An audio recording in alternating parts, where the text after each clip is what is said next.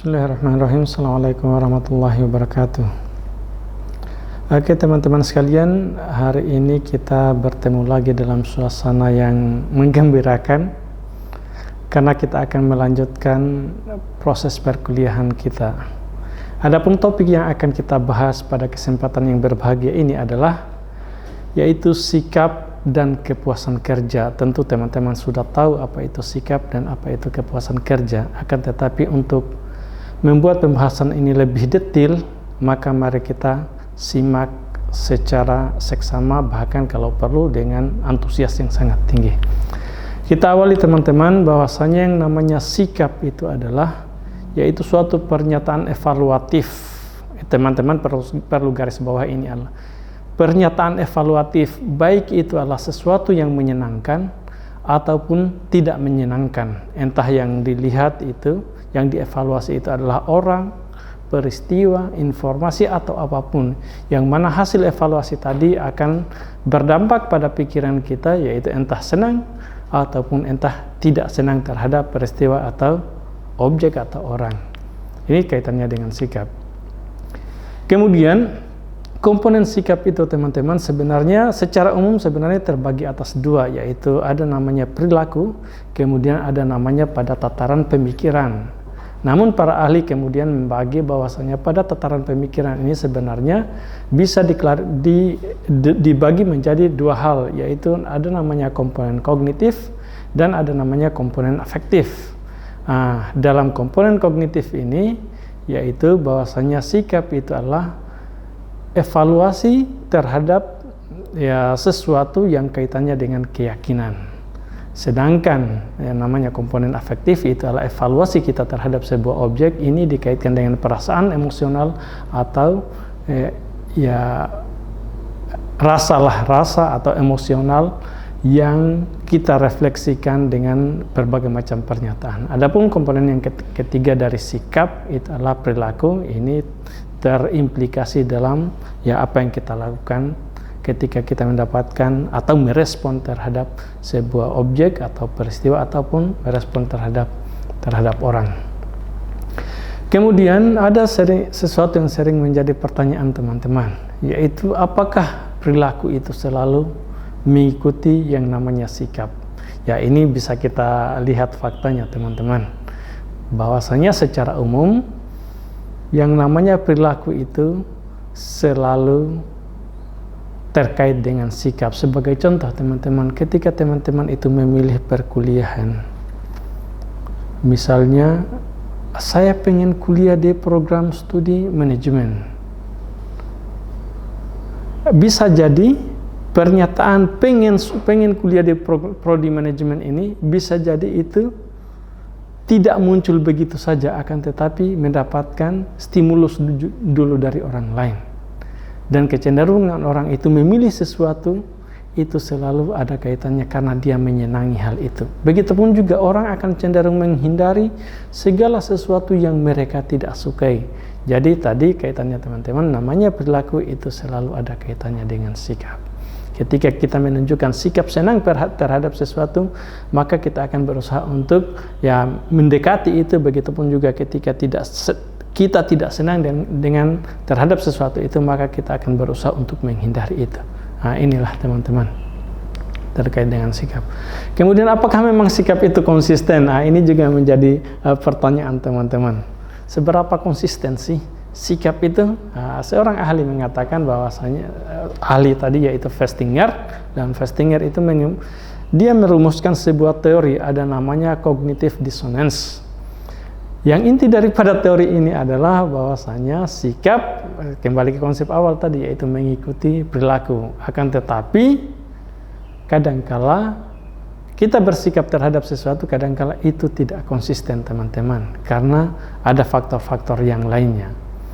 Jadi kata Festinger itu bahwasanya bentuk ketidakkonsistenan apapun itu, entah sesuatu yang menyenangkan atau yang tidak menyenangkan, itu yang menyebabkan orang akan berubah. Bisa jadi ketika teman-teman masuk ke prodi manajemen, awalnya suka, semangat yang tinggi, tetapi tatkala berhadapan dengan orang-orang atau sudah karena situasi perkuliahan serba online seperti ini tidak didukung oleh sinyal yang baik, maka kemudian teman-teman awalnya tadi suka, kemudian menjadi bosan, bahkan menjadi tidak peduli, bahkan sampai benci, saya tidak pengen kuliah lagi karena faktor-faktor situasional tadi teman-teman.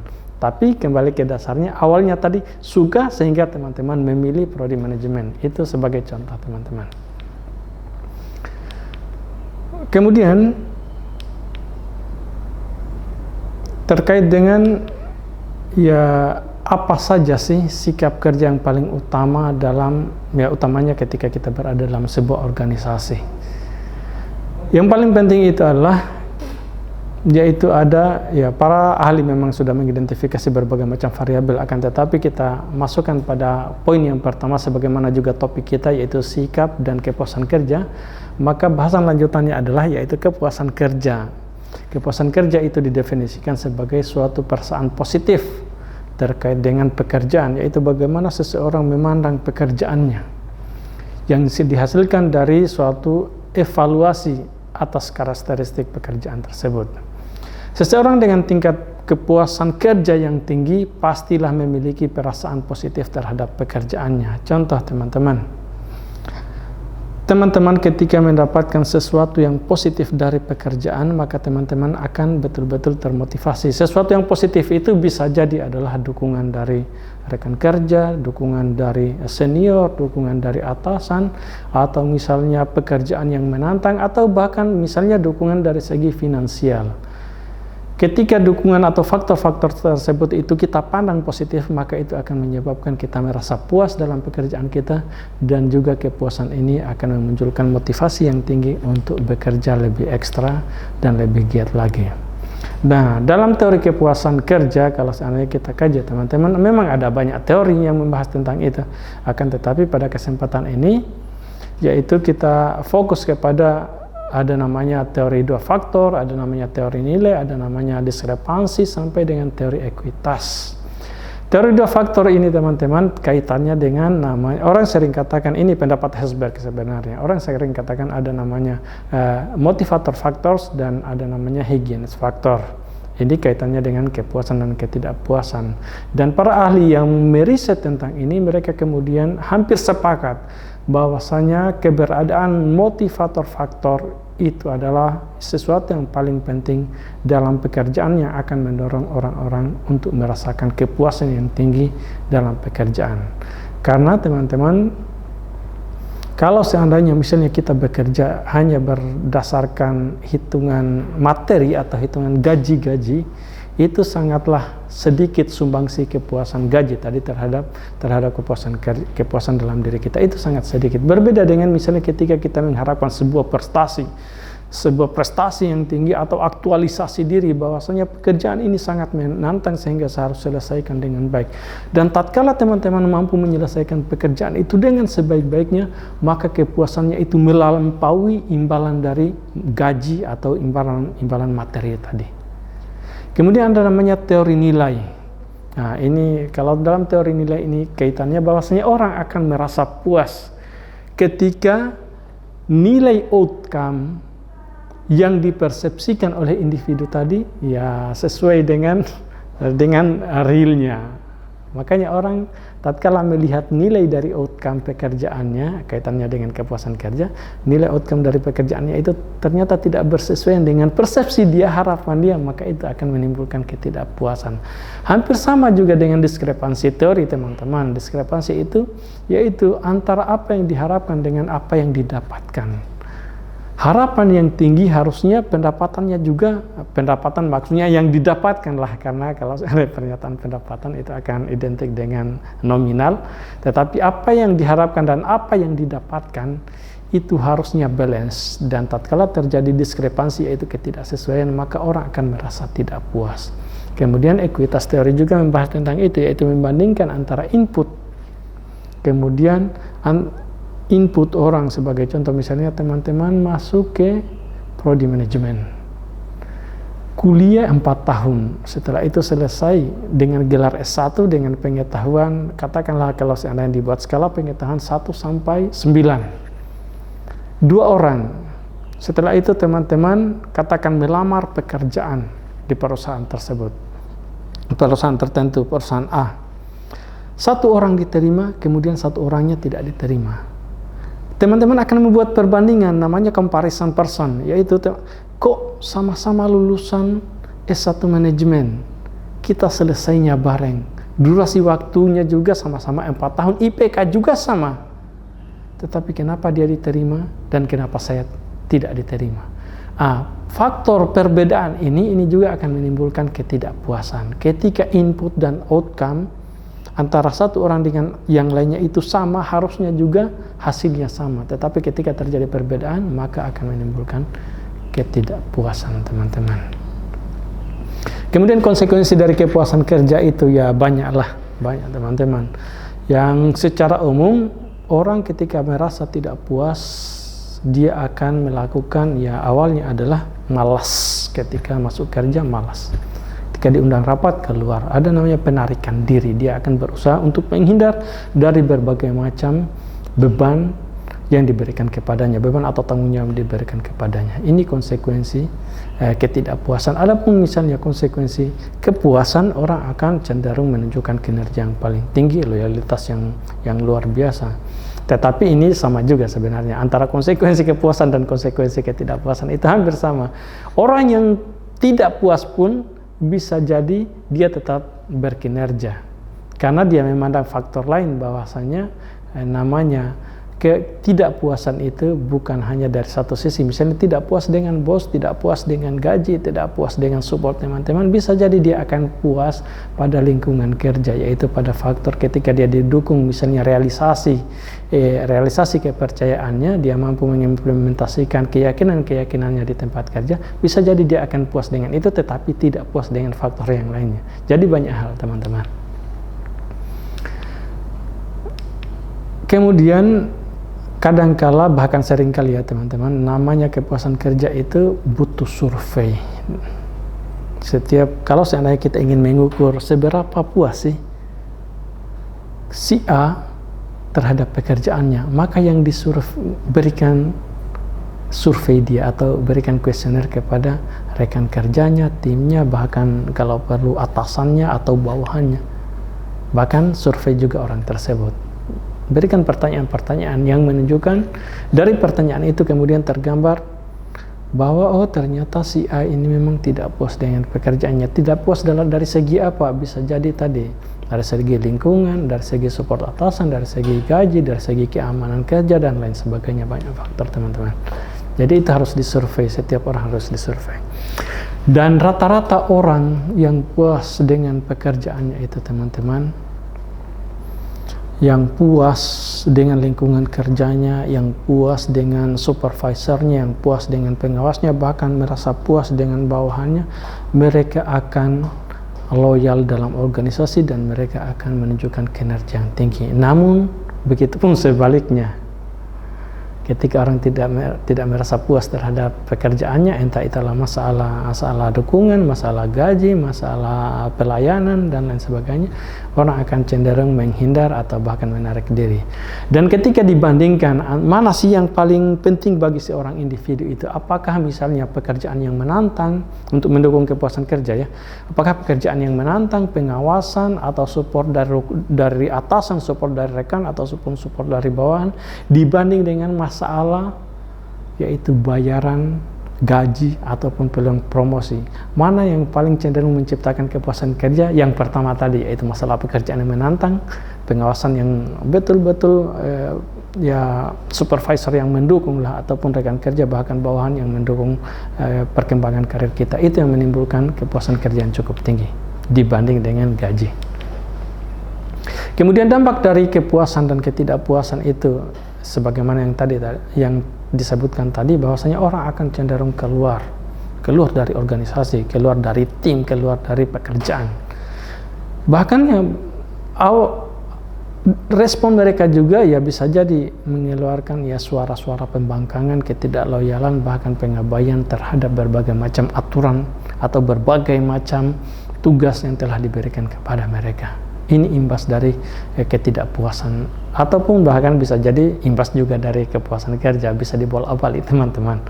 Nah, Kemudian yang berikutnya teman-teman, bahwasanya kepuasan dan ketidakpuasan di tempat kerja itu selalu dikaitkan dengan kinerja, bahkan yang paling penting itu adalah kepuasan kerja akan menumbuhkan OCB ini.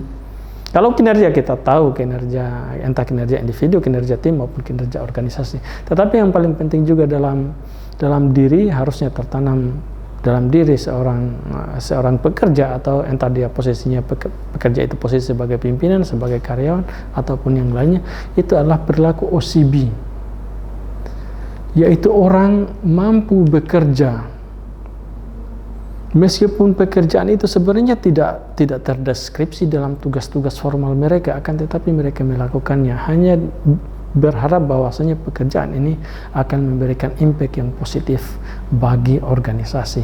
Ketika mereka melakukan pekerjaan itu, sebenarnya itu bukanlah kewajiban mereka, dan mereka juga tidak mendapatkan penghargaan. Sebagai contoh teman-teman, ketika misalnya teman-teman setelah prosesi perkuliahan selesai, dalam kelas, kalau seandainya kita kuliah offline ya, teman-teman ketika mendapatkan sampah, teman-teman berusaha ambil sampah itu kemudian buang di tempat sampah. Itu sebenarnya bukan kewajiban teman-teman. Tapi teman-teman berharap bahwasanya dengan perilaku, yaitu membuang sampah di tempatnya ini akan menambah image positif organisasi saya. Bahwasanya organisasi saya, kampus saya itu akan selalu dipandang orang lain, yaitu dengan pandangan yang positif, bahwasanya kampus yang green dan kampus yang bersih. Begitupun juga ketika misalnya kita sebagai pekerja dalam sebuah organisasi. Teman-teman bisa jadi tugasnya adalah tugas-tugas administratif. Tetapi tatkala misalnya selesai jam kerja, teman-teman itu katakan jam 4 sore pulang kerja. Tetapi teman-teman melihat listrik masih menyala, kemudian teman-teman berusaha untuk mematikan itu, harapannya supaya tidak terjadi pemborosan listrik. Ini bagian dari OCB teman-teman, yang tentunya impact-nya sangat positif bagi organisasi. OCB itu ya banyak dimensi. Kalau menurut organ itu ada 4 bahkan sampai 6. Kemudian kalau menurut Potsakov itu ya ada banyak dimensi lagi. Yang pertama adalah helping. Orang-orang yang puas dalam pekerjaannya harusnya adalah punya inisiatif untuk membantu orang lain, suka menolong. Entah itu orang meminta bantuan ataupun tidak, yang jelasnya dia harus tanamkan dalam dirinya bahwasanya kehadiran saya adalah untuk memberikan solusi, untuk membantu orang lain. Sebagaimana dalam hadis Nabi bahwasanya sebaik-baik manusia itu adalah anfa'uhum linnas. Manusia yang terbaik adalah yang bisa memberikan manfaat untuk orang lain. Kemudian berikutnya adalah sportsmanship, bahwasannya individu yang dikatakan memiliki OCB yang baik, dia harus tetap menunjukkan sikap yang sportif. Kalau perlu sikap sportifnya itu tidak terlalu banyak komplain, tidak suka ya berlaku curang ataupun tidak suka merendahkan rekan kerjanya. Intinya adalah saling mendukung. Kemudian berikutnya adalah namanya loyalty. Harus memiliki loyalitas yang tinggi terhadap loyalitasnya itu entah terhadap pekerjaan, terhadap rekannya maupun terhadap organisasinya. Itu harus ada loyalitas di situ. Kemudian berikutnya adalah ada namanya organizational compliance. Ini bagian dari dimensi OCB, yaitu individu tetap patuh kepada berbagai macam aturan organisasi. Entah aturan organisasi itu adalah dibuat secara ketat maupun dibuat secara fleksibel. Intinya dia harus tetap komit, tetap patuh terhadap aturan-aturan atau regulasi yang ada dalam organisasi. Kemudian yang kelima adalah ada namanya individual inisiatif, yaitu individu akan memiliki inisiatif yang lebih tinggi, yaitu meskipun dia, ini hampir sama sebenarnya kalau dalam konsep organ itu hampir sama dengan altruis, yaitu orang suka membantu siapapun, entah dia dimintai bantuan ataupun tidak. Ketika dia misalnya tidak paham terhadap berbagai macam cara menyelesaikan pekerjaan, dia berusaha untuk bertanya kepada siapapun, entah dia googling maupun bertanya kepada orang, bertanya kepada rekan kerjanya, bahkan bertanya kepada bawahannya kalau perlu, bukan hanya sebatas bertanya kepada atasan. Kalau bertanya kepada atasan itu hal biasa. Kemudian ini dua dimensi yang terakhir, yaitu dan ada namanya civic virtue dan self development. Kalau civic virtue ini kaitannya dengan kewarganegaraan dalam organisasi, bahwasanya ya individu akan lebih dianggap ketika dia ya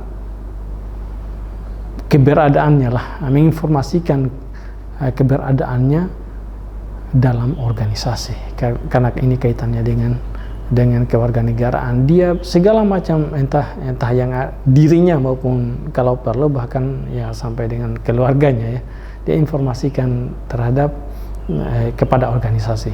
Kemudian berikutnya adalah self development, yaitu tindakan yang dilakukan secara sukarela untuk meningkatkan kemampuan, keterampilan, bahkan kalau perlu pengetahuan demi suksesnya setiap tanggung jawab yang diberikan kepadanya. Faktor-faktor ini teman-teman ketika dilakukan dengan baik maka akan mendorong orang untuk semakin puas dalam bekerja. Saya kira cukup sekian teman-teman. Intinya adalah ya sebagaimana kesimpulan bahwasanya sikap itu selalu ya berbarengan dengan perilaku, dan ketika orang berada dalam organisasi itu akan selalu dikaitkan dengan dia puas dengan pekerjaannya ataukah tidak. Semakin pekerjaan itu atau semakin individu diberikan keleluasaan untuk mengaplikasikan apa yang ada dalam dirinya terkait dengan pengetahuan, keterampilan, dan sikap, maka akan membuat orang tersebut, individu tersebut semakin puas dalam bekerja. Karena apa? Dia bisa mengaplikasikan, mengaktualisasikan apa yang dimilikinya demi kesuksesan pekerjaan, dan kesuksesan pekerjaan itu sangat identik dengan akan menghasilkan kepuasan kerja. Mungkin cukup sekian teman-teman. Nanti kita lanjutkan pada pertemuan yang akan datang. Kalau seandainya ada pertanyaan, silakan teman-teman ya komen, silakan bertanya, entah melalui my class maupun bisa secara langsung chat WA ataupun media lainnya. Oke teman-teman, kita akhiri pertemuan kita pada hari ini. Mudah-mudahan semuanya bisa tercerahkan, semuanya bisa paham, dan sekian dari saya. Assalamualaikum warahmatullahi wabarakatuh.